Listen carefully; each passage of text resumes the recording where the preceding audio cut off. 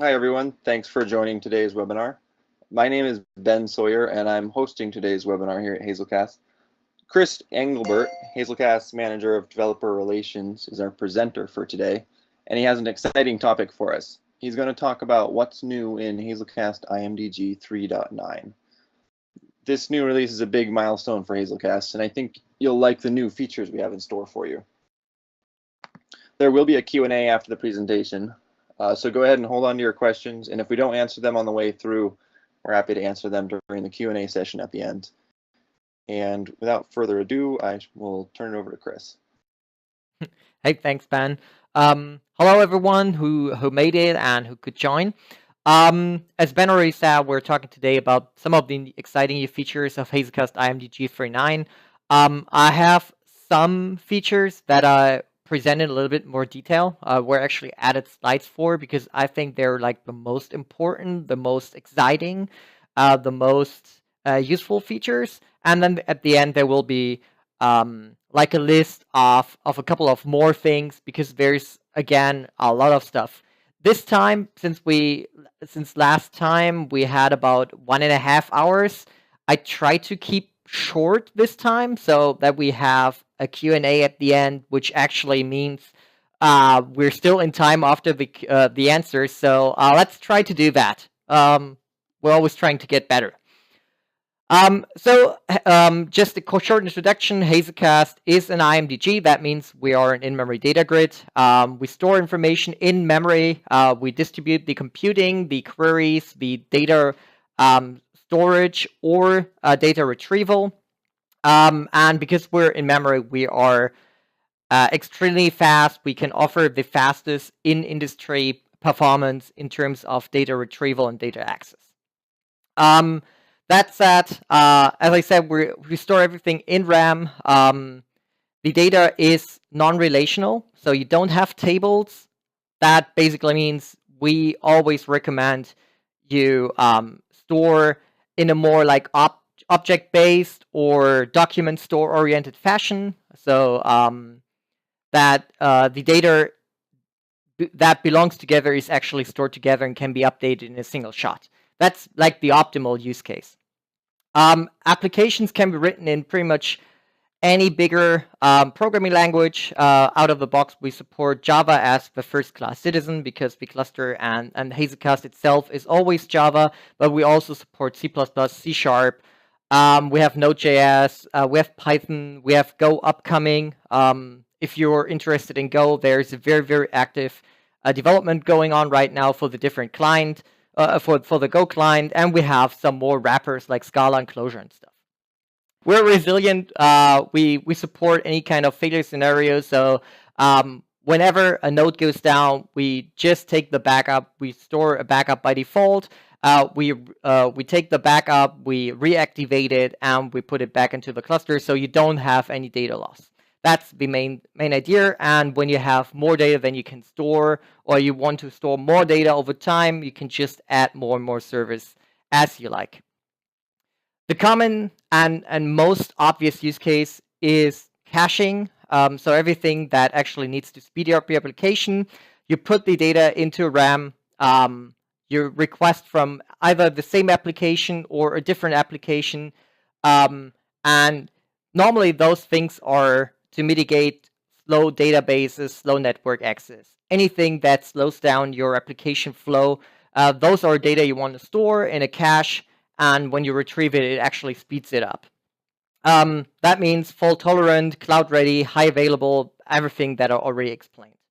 The second big part is in-memory data grid, and that goes more to the computation side. Computation in sense of, as I already said, distributed queries, so you can fire up a SQL-like query. It will be distributed in the cluster. Everyone works on its local data set, and the result comes back. It will be merged together, all completely transparent to the user. That's the most important thing. We want to make things easy. But it also means things like an executor service and other things. We will see the Hazelcast diagram with all the data structures in a bit, so I'm not going too deep into that. A very recent change for us, but big for the industry, is the move or the shift towards microservices. So obviously we're following that as well. We support any kind, or almost any kind of service discovery. That means you can dynamically deploy applications, microservices, cluster instances. Pretty much everything can be completely dynamic in something like OpenShift or OpenStack or any kind of cloud environment, no matter if it's private or public cloud. And the fourth use case for us, and we think it's actually very important because normally applications or customers have legacy applications. Legacy applications often, especially web applications, have state. It's not as easy to redesign the application to not store any state anymore or not having any session, and therefore web session clustering comes in very handy. Instead of using the normal session clustering mechanism or session manager from the application server, we exchange that with something which is built on top of Hazelcast.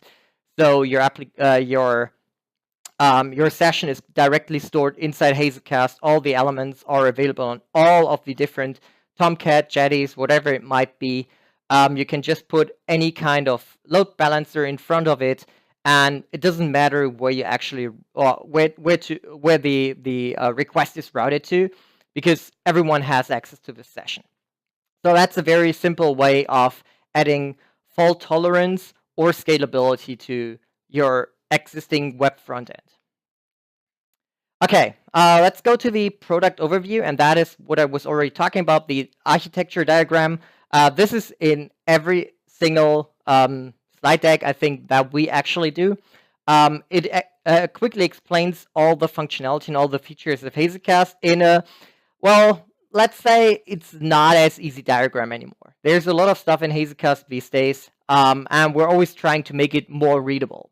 So if we go from the bottom, we see that there is the operating environment, and that can be anything from on-premise dedicated hardware to private to public clouds to simple Docker or any kind of LXC-based environment. It can be VMware. If you plan or if you already use VMware, please consider or please listen to our recommendation of not using vMotion. We always have this question. vMotion is very bad for any kind of cluster technology that relies on heartbeats because the virtual CPU is stopped. Those kinds of things. So anything that actually stops the virtual machine or the JVM is bad for a cluster environment, because then you get this like weird time skips. But that is only necessary or only important if you plan to go for VMware. Operating system wise, Linux, Solaris, AIX, Windows, almost any kind of Unix-like system officially supported because we tested is Solaris, Linux, Windows.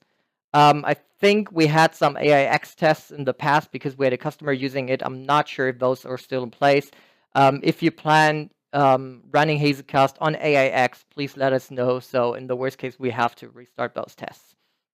JVM-wise, any bigger vendor, OpenJDK, Oracle, Azure, IBM. Did I miss anything? No, I don't think so. And we recommend Java 6, 7, 8. We just yesterday had a request for Java 9 that something is not working.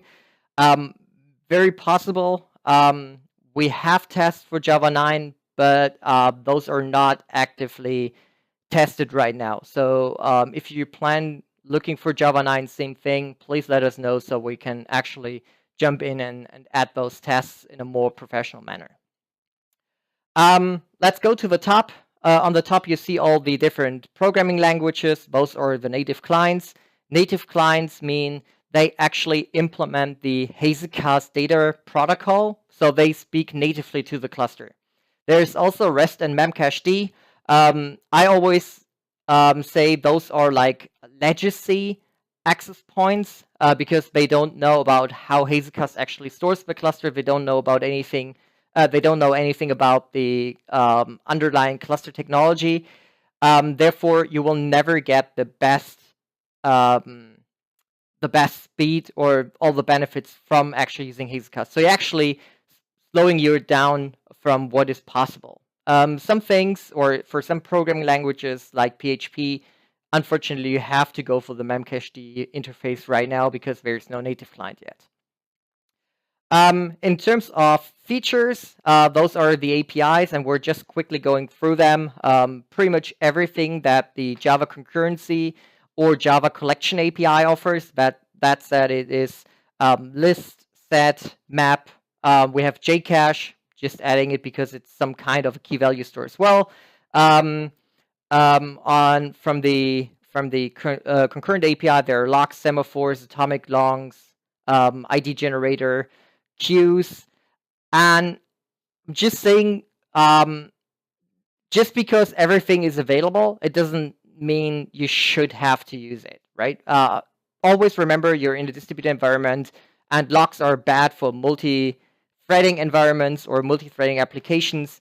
They're not better for anything like cluster technologies. You're just making it worse if you, for example, run into a distributed deadlock. Well, badlock would be a nice word as well. But you also have the executor service. I was already talking about that standard Java executor service. You can just put in runnables, callables, and wait for the results to come back. And we have some more features. Most of them were pretty much added recently. My personal favorite, ring buffer, is a data structure with a fixed set of slots. So you can imagine it as a ring with a number of slots in it. It's a very efficient data structure if you, for example, do logging and you just want to be sure that you have like the last 20 or 100 elements always around, or for things like statistics. The other thing which is really nice for statistics is the hyperlog, which is a cardinality estimator. So it estimates how many unique elements are actually in a data set. The interesting thing about that, you could obviously just go through a list and really calculate all the elements, but so the longer the list becomes, that means the longer is the calculation time. For a hyperlog, this is an estimation, I think based on Wikipedia, it's 98.5% true, something like that. So you put in all the elements, and hyperlog will give you a constant runtime operation that actually estimates how many unique elements are in there. And that is actually very, very interesting for things like unique users and any kind of other of those style statistics, because it doesn't matter if you have like 111 or 112 users. You just want to have a rough number, which is like 100 to 150 or something like that. But the higher the number becomes, the less important is the actual one or two users you might gain or lose. I think that's about it. Just quickly, there are some features on the right side. These are enterprise features, so everything in the middle is open source.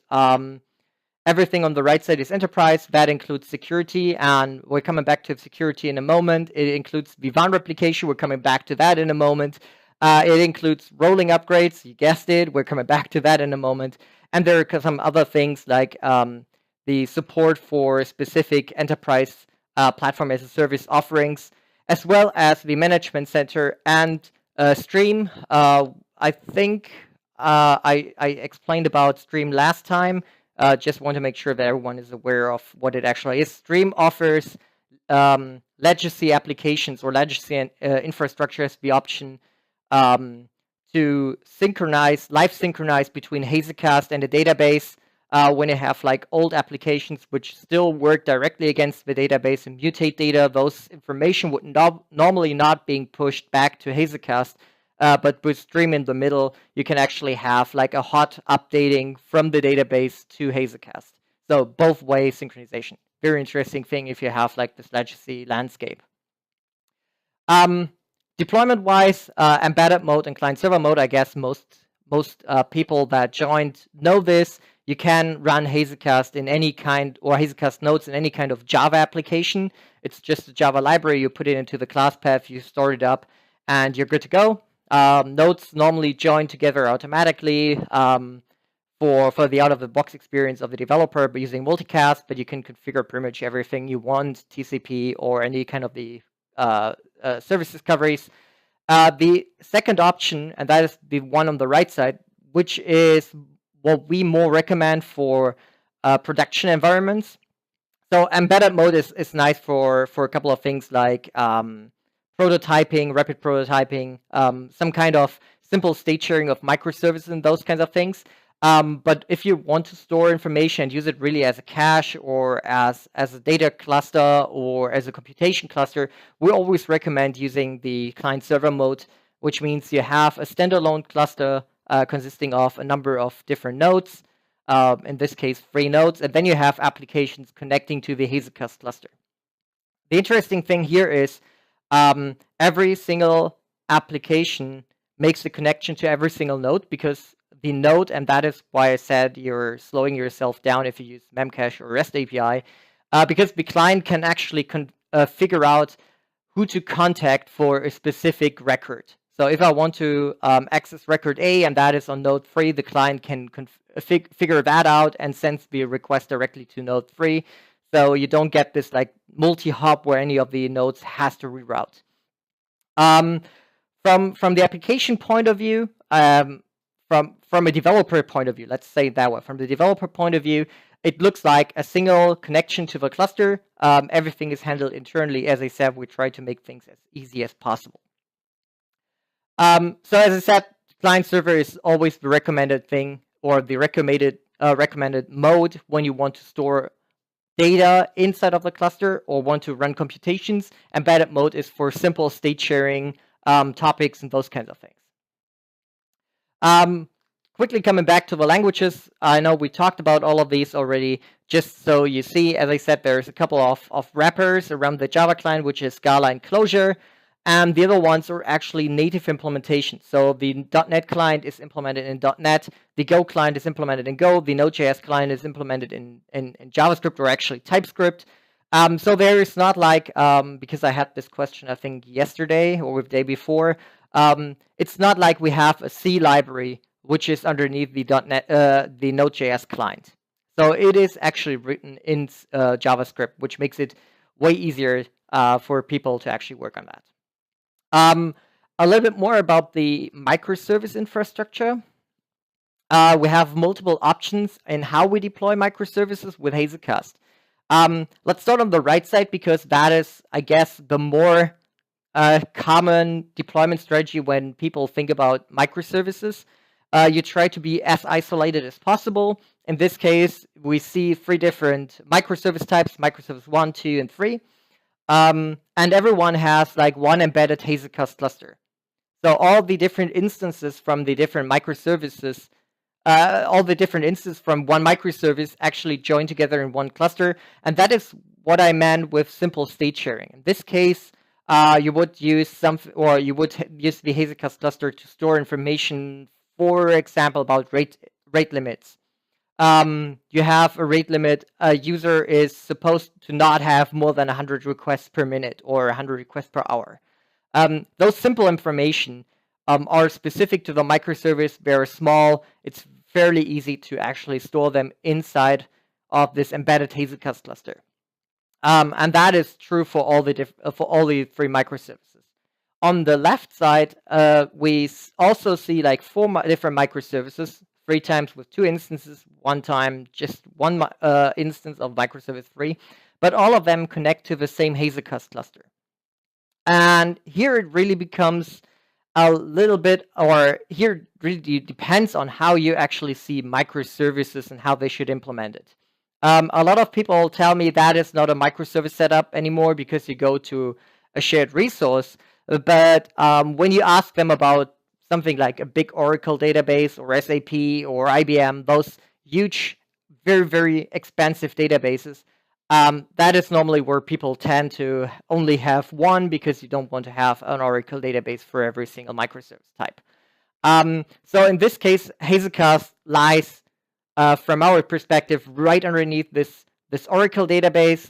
We add a caching layer For example, this is very useful when you have multiple microservices that might have access to the same data. And here's the second thing for a lot of people, like, I'm not sure if that is true. Imagine microservice 1 to be a login microservice. So he does actually some authentication for your application. So that one needs access to user data. Microservice 2 is if the user is logged in and wants to update his password, email address, whatever, some kind of user information. So he needs actual access to the user data.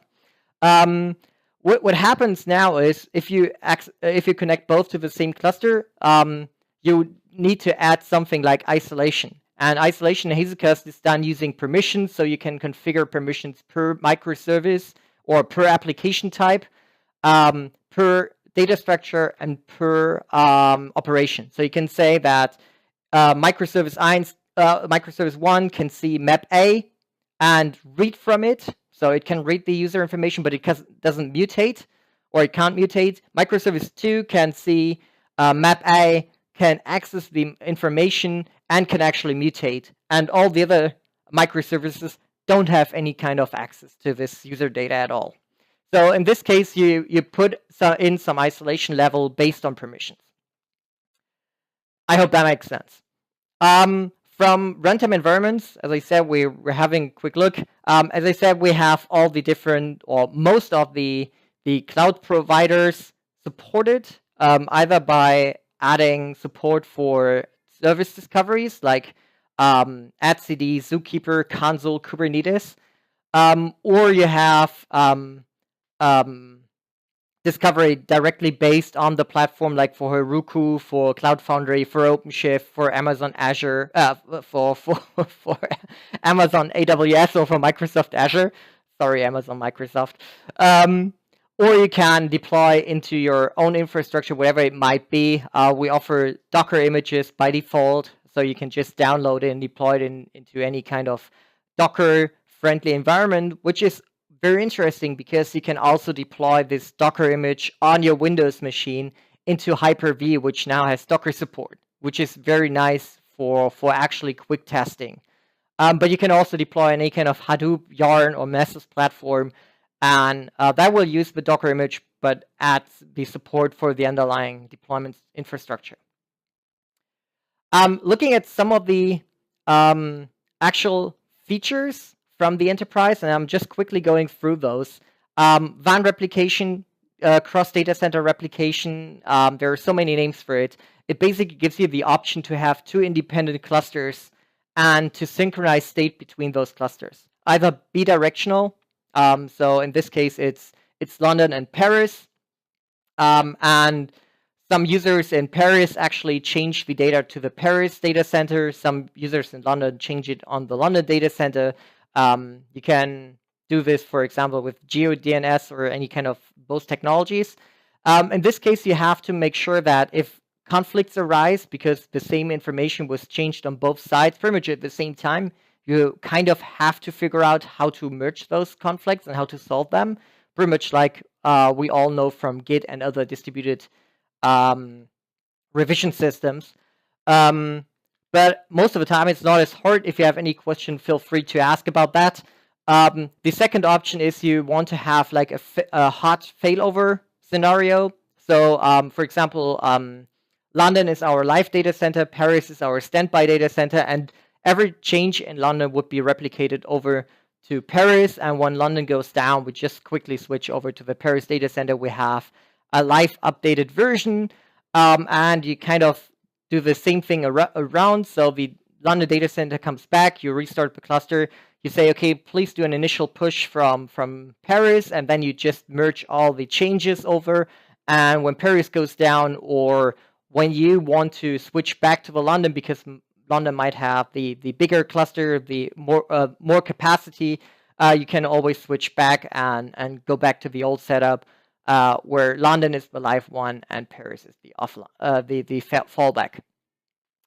Hot restart comes in very handy when you have a lot of information, and I'm coming back to this big Oracle database or any kind of database, whatever it might be, and you have very short maintenance windows. In the worst case, you have a maintenance window, but we tend to hold them extremely slow. And you want to go back to a live cluster, go back to a warmed up cluster, so something that already knows what is the frequency of readers of reads and stuff. In this case, hot restart keeps a consistent snapshot on a local disk, so every node will store its own local information. That means the information that is stored on the node plus the backups from other nodes. And when you restart, it will just stream back the content from disk into memory, which is way, way, way faster than any kind of option you have for reading information from a database or any kind of external data storage. High density memory, and I'm just going through all of these. So, I'm going through all of these enterprise features because there's new stuff coming. So that is just a preparation for later on. The high density memory store is our answer to garbage collection issues. With high density memory store, you don't store the information itself anymore inside of the garbage collected heap, which means stuff that the garbage collector doesn't know about, he doesn't care about. The Hazelcast implementation allocates its own memory. We manage the memory on our own. And that gives two different things that are almost impossible otherwise. First of all, you see you have almost an unlimited amount of memory available, basically just limited by the actual physical RAM inside of a machine. I don't think you ever seen any JVM with 1 terabyte of Java heap. And the second option is if you don't store information in the garbage collected area and the garbage collector doesn't have to care about, the garbage collection becomes a no-brainer. And at that point, you get way better and way more predictable latency than with anything stored inside of the heap. So the Java heap actually just handles like the live transmission of the data or the retrieval, the operation, nothing else. So all only very short living objects. And there is a very interesting number, and we just have like about 3 gigabytes storage, right? You see that native storage is like 3.3, a little bit of fragmentation probably. So let's say it's 3 gigabytes actual data stored in this system. Obviously on the left side, there is no native storage, so everything is inside of the heap.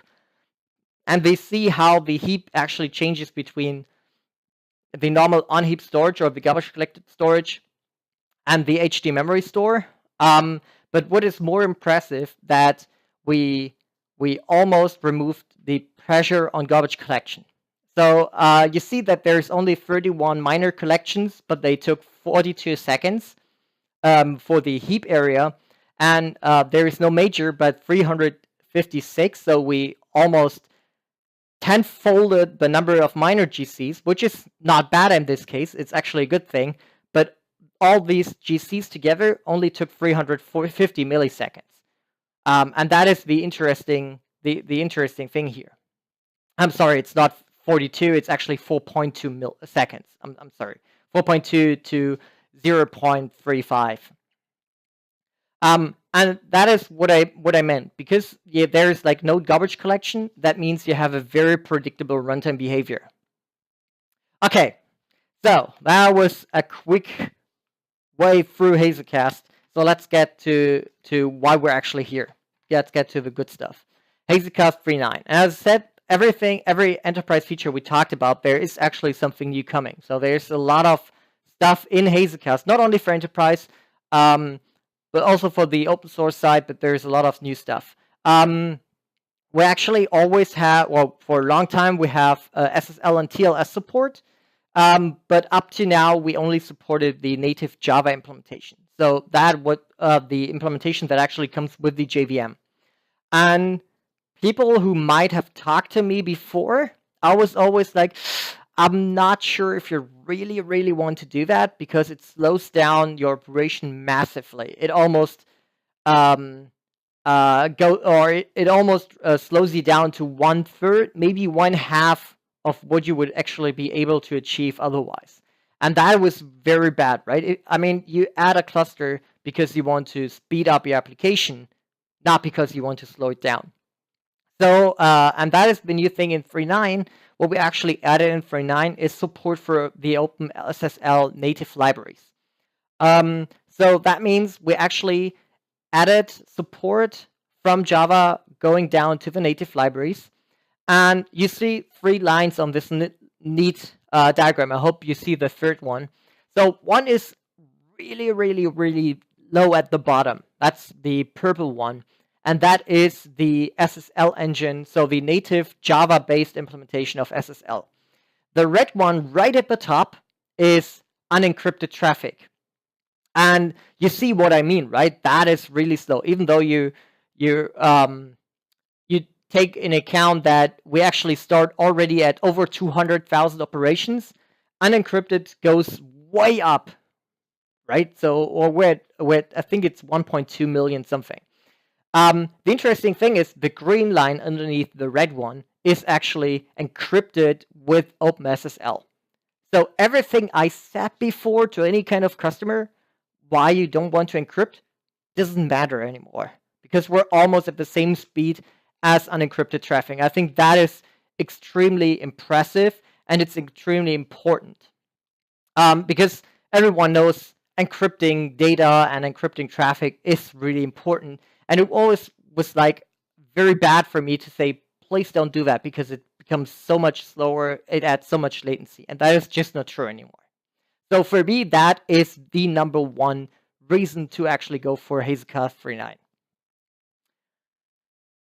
Rolling upgrade, for people that were in the last session or the last webinar about what's new in Hazelcast 3.8, with 3.8, we added a new internal option to actually rolling upgrade a cluster from one version to another. So in 3.8, we just added the foundation to do that. It wasn't possible to go from 3.7 to 3.8 yet because 3.7 didn't have the foundation we needed. So that means the really new thing about 3.9 now is that for the first time in Hazelcast history, you can actually rolling upgrade a Hazelcast cluster from between 2 different minor versions. So you can come, in this case, from 3.8 and live upgrade your cluster to 3.9. We always do just one minor version. So if you would later on would go from 3.8 to 3.10, you actually would have to do it in 2 steps because a single cluster version or a single cluster only speaks 2 different versions of the protocol because otherwise it would be a nightmare in terms of testing. But it's not too bad, right? You can always go using the steps in between. So in this case, we upgrade the cluster from 3.8. That means we shut down one node. I actually would recommend to start one node first. So start a new node in 3.9, wait until migration is over, shut down the old 3.8 node, just to make sure you always have enough space for all the data in your cluster.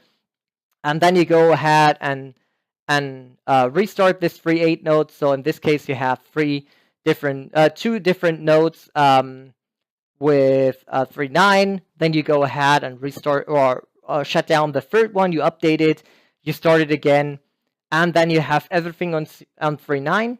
The interesting thing is the cluster version is still 3.8. So that means the cluster still speaks a 3.8 cluster protocol, even though all nodes are on 3.9.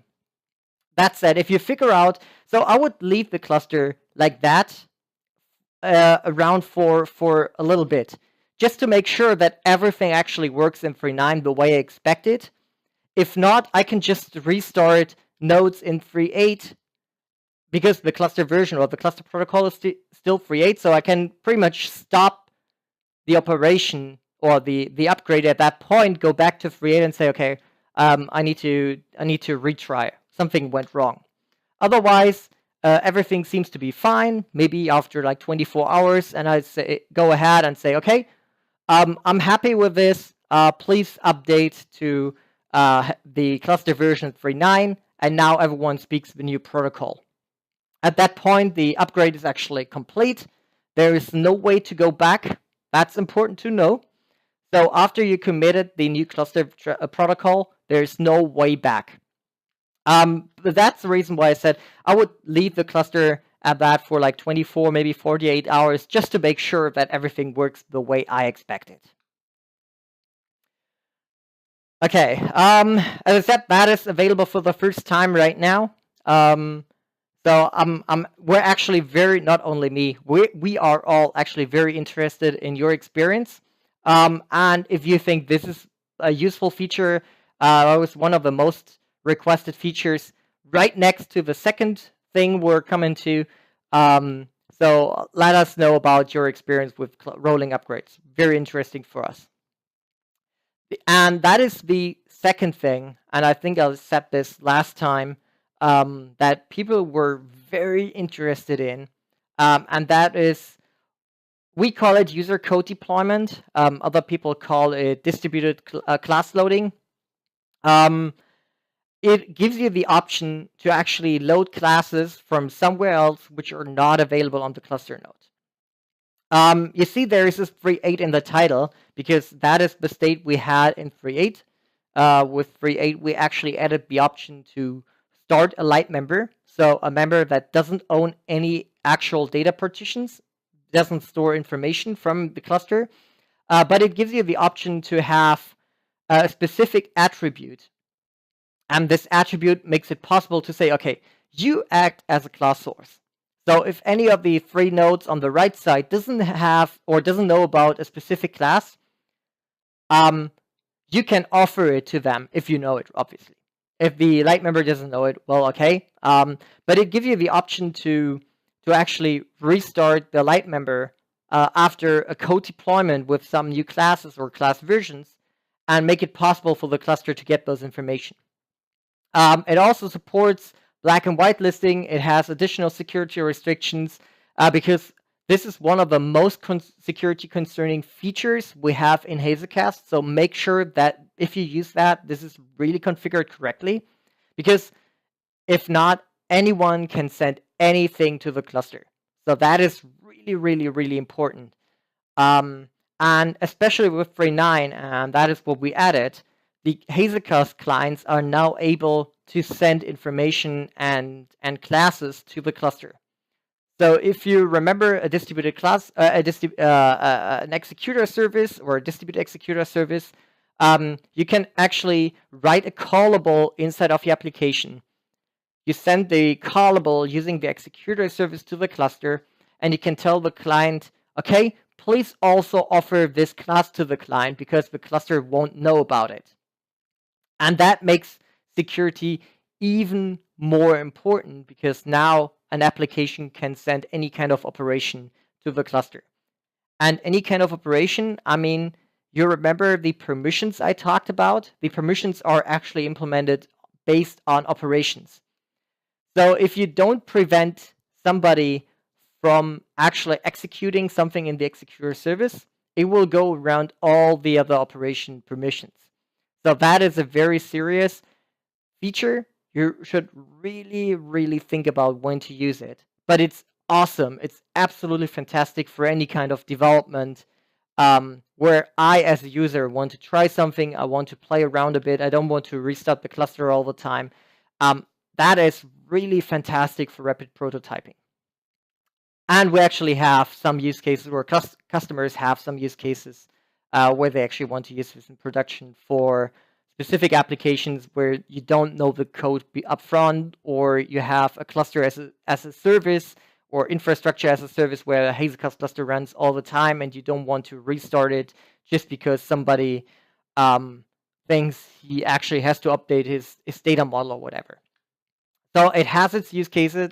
It's just as I said, be aware of what is actually going on. The next thing, and I already said, Lite-Members are like those members that don't store any information. They are perfectly nice for things like, well, the class source, just as we had before, but also we have people using Hazelcast in a combined fashion where half of the cluster is a data storage and you have all your data alongside, and the other half is a pure computation grid. So you just fire up requests or computations inside of this part of the cluster, and the operation will return a result. You put those into a single cluster, so every of the computation nodes can actually retrieve information from the data side. And with 3.9, we now added a new feature. So far, at startup of the node, you had to decide if you want to have a Lite-Member or a full member. A full member is a member that actually also stores information. But we had a couple of people asking for something like, hey, we want to start with a small cluster, so there's not too much data migration while we actually load data into the cluster. But we want to have the option to grow it up and promote multiple members at runtime to full members. So we want to start up everything, but half of the cluster is just starting up as a Lite-Member. And we want to have the option to afterwards switch it over. So that is something we added to 3.9. So you can now, in this case, have a 4-node cluster. Let's say a 6-node cluster would make more sense. And you start 3 nodes as full members. Those do actually all the data loading. Or maybe you have to do a heavy transformation during load time. So you want to have 3 nodes as a computation grid at first, while loading the data, because as I said, you have some big transformation or some heavy transformation going on. And after you loaded all the information into the cluster, you want to upgrade those to actually hold information as well.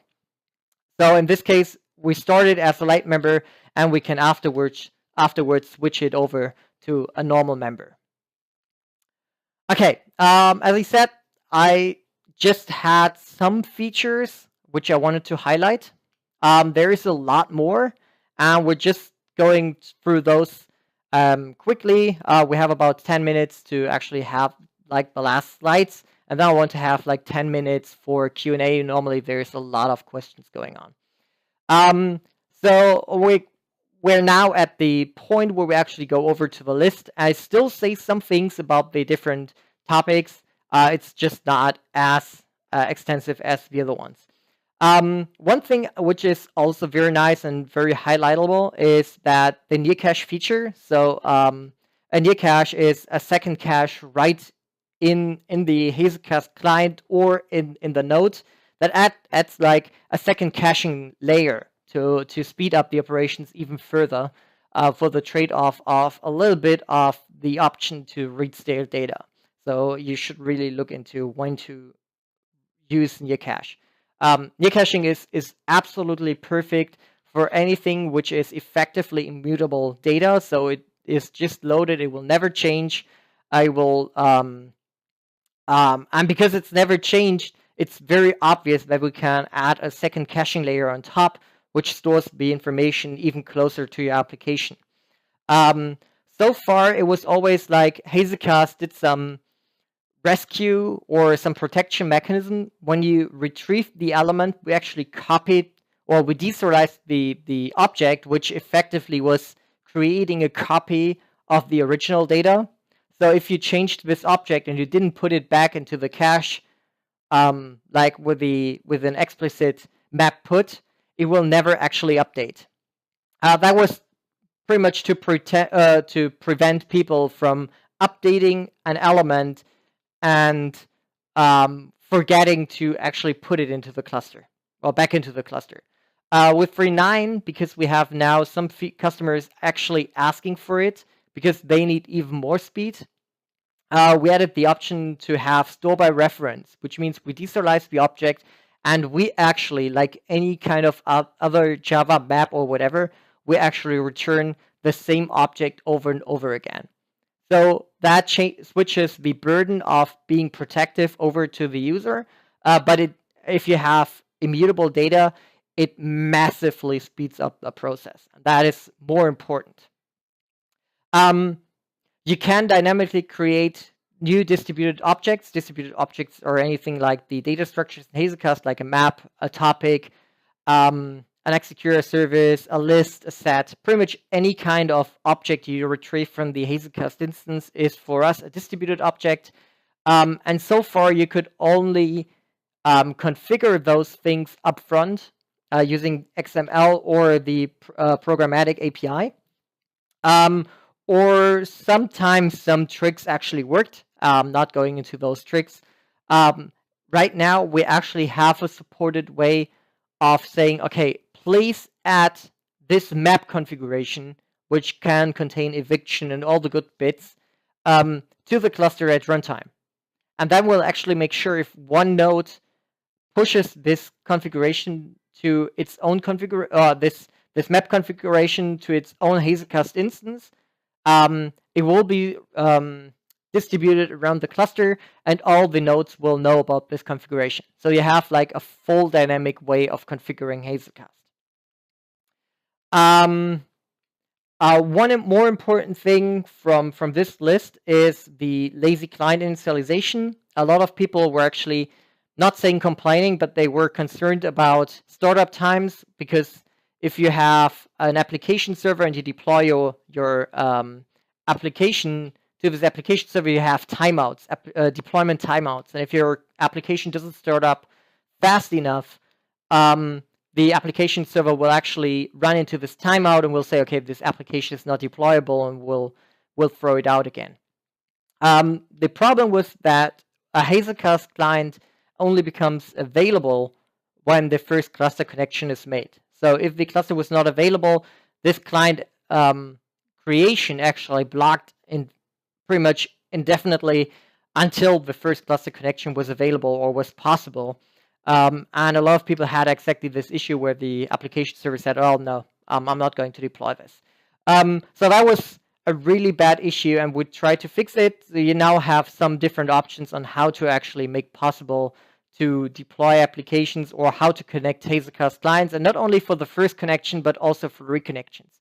So you now can configure very specific strategies on how to connect to the Hazelcast cluster, or how to reconnect to the Hazelcast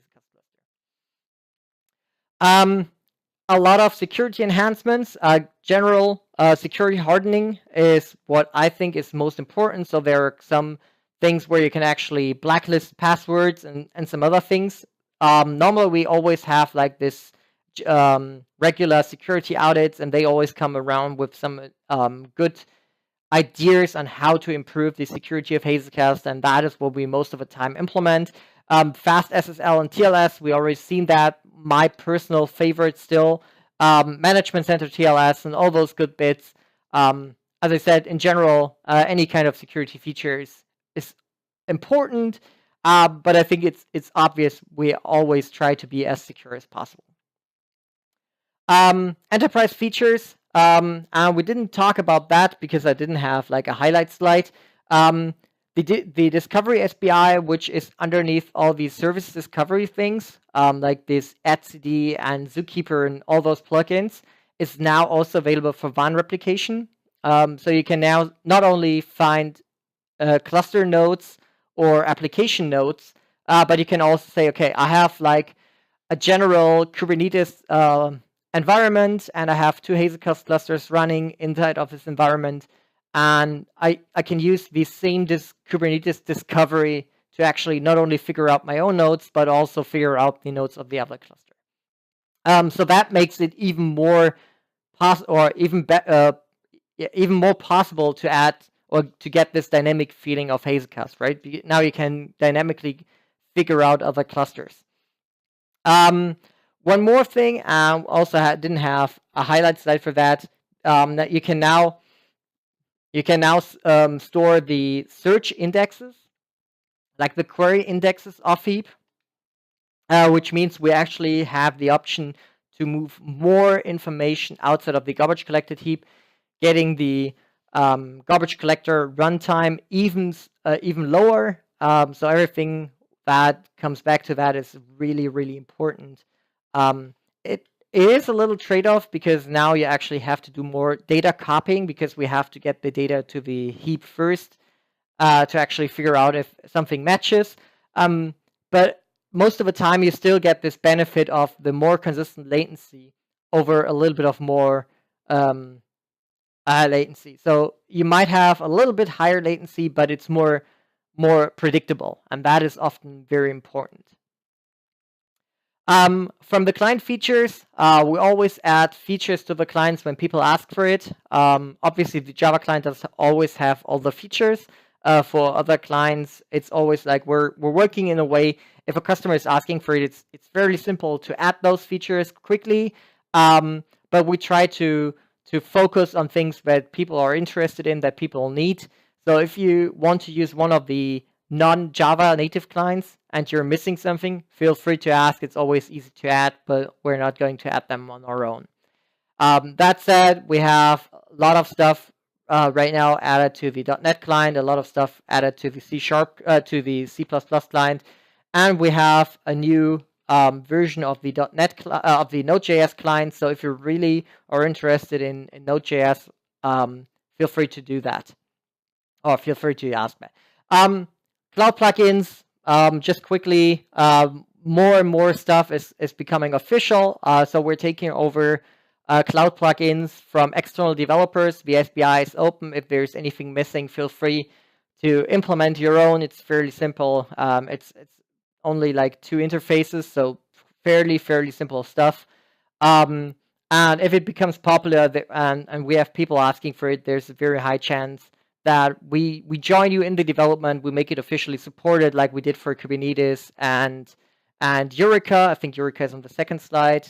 No, it's not. But we also have the Eureka client now. We have more integrations into external systems. There's also Docker Swarm, which is now available as a discovery plugin. We always add more and more versions of Hibernate. If you find a Hibernate version which is not working with Hazelcast, let us know, because we have to dig very deep into Hibernate for serialization to make serialization actually fast.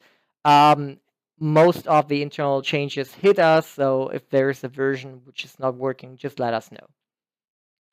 And before we come to the Q&A, just quickly, I think 2 slides about the actual roadmap of Hazelcast, where we want to go with 3.10. 3.10 is mostly about hardening the behavior of Hazelcast, especially in situations like split brain scenarios. So where a single cluster splits into multiple parts, most of the time 2 parts. And for example, you had a 5-node cluster, and because of network issue, 2 nodes split apart. You have different options, either both sides, so 2 and 3 nodes keep running, and you might have to merge, just like for the WAN replication, or you can say the smaller cluster should stop working still before the cluster actually realizes the nodes are gone or the other nodes are not reachable anymore. There's still a little bit of a time frame where you might have the chance to change the same data on both ends.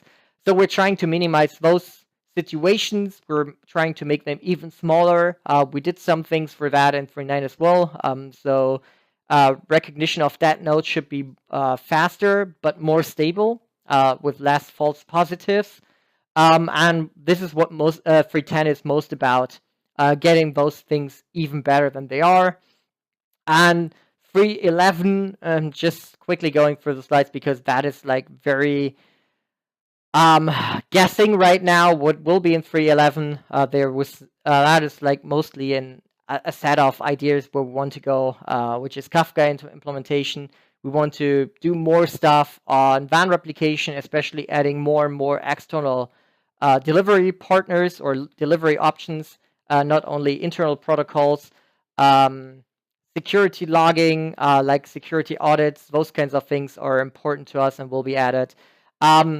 We want to put more implementation or more interest into the distributed SQL part, query APIs for async queries, and a lot of stuff. As I said, this is all just like guessing right now. A lot of this stuff will probably move to the next version again, or some other things will come in, just so you have some idea what is actually on the pipeline. If there is something which really where you think this is really interesting, let us know. We can always prioritize some things. Things which are important to the community or to customers is most important to us. And I think that is like the most important takeaway from why I go even further in the roadmap than we can actually plan. Okay, with that, I was a little bit slower than I expected again, but we have some time, some minutes for actual questions. We have the first question. Does a Hazelcast client need a license key to connect to the enterprise cluster? Yes and no. It depends on what features that you want to use on the client. So a normal client doesn't need an enterprise key or an enterprise license key to connect to an enterprise cluster.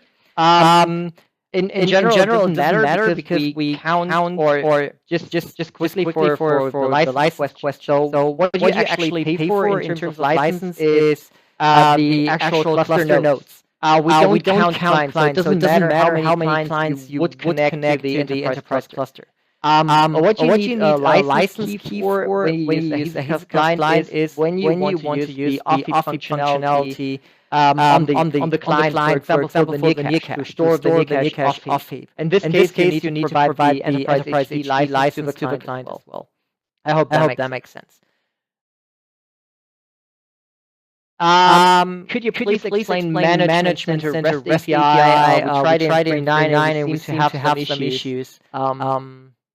So the management center REST API is an enterprise feature, which means you will have to have an enterprise license for management center. You have to activate it. So I'm not sure what kind of issues. So you might didn't put the command line switch to actually activate it. And then it is just a normal REST API, which is configured or which is documented in the documentation, where you can retrieve all the information. I think as far as I know, there are provided as JSON documents or as JSON return values. So I hope this is enough. Otherwise, I didn't mention yet. We have the GitHub channel. We have GitHub. We have Stack Overflow. If you have any questions, feel free to go on Stack Overflow, put in the hashtag, and we're happy to help you out. Or come into the GitHub channel, or onto the Google groups or whatever. How does management center behave at times of rolling upgrade with different versions? With 3.8, we changed the way that we changed the protocol between Hazelcast Node and management center. So from 3.8 on, we actually have a stable protocol now. That way it is completely forward. Upgradable. That means the management center can stay on the same version. It will show the different cluster version from or the different versions of the node and the cluster version, which is active right now. And you actually kind of need management center to finalize or commit the upgrade operation. So I hope this explains what you're looking for. Will it be possible to have a feature in the future where map get all keys doesn't try to get data from backup database if some of the keys are not present in Hazelcast? I'm actually not 100% sure if I get the question. So I'm sorry, I can't answer it now. Maybe if you write me a mail at chris@hazelcast.com and explain a little bit more, I'll be happy to. Or I hope I'm able to actually answer that question. I'm not 100% sure where you're going to. If I understood correctly, you said that upgrade from 3.8 to 3.9 should work. But I get this. Where's the rest of the question? Joining nodes version not compatible with 3.8.7. Okay. Can you open a GitHub issue? GitHub.com/Hazelcast and create a GitHub issue with some server lock and the message because that should actually be possible. Maybe we can figure out what was going on. And Sorry, this is a follow-up to my previous question. We are trying to connect from open source Hazelcast client to enterprise cluster, and not using any kind of enterprise feature and client, but not connecting. Okay. Sorry. Yeah. So this is I think I'm not sure. Sorry. I think this is related to the question about license on the client. When you want to connect to an enterprise cluster, you still have to use the Hazelcast enterprise client, but you don't have to put any license information into it if you don't want to use off-heap. Sorry, I think I wasn't 100% clear on that. So the open source client is not able to connect because some of the internal protocol is slightly different because of the additional features. So if you use a Hazelcast enterprise cluster, you have to exchange the jar files on both sides. I hope that makes more sense. Sorry. As I said, I wasn't very specific on that. And I think that was the last question. So we're perfectly in time. Only 3 minutes over. That's better than 30. And if you have further questions, as I said, Google Groups, GitHub channel, Stack Overflow, or if you have a feature request or an issue, come to the GitHub issue tracker. And whenever you open a GitHub issue, obviously add as much information as possible so the process goes on quickly. And with that, I thank you for joining. It was nice to present. And I hope you got some good information about the new features and the future of Hazelcast.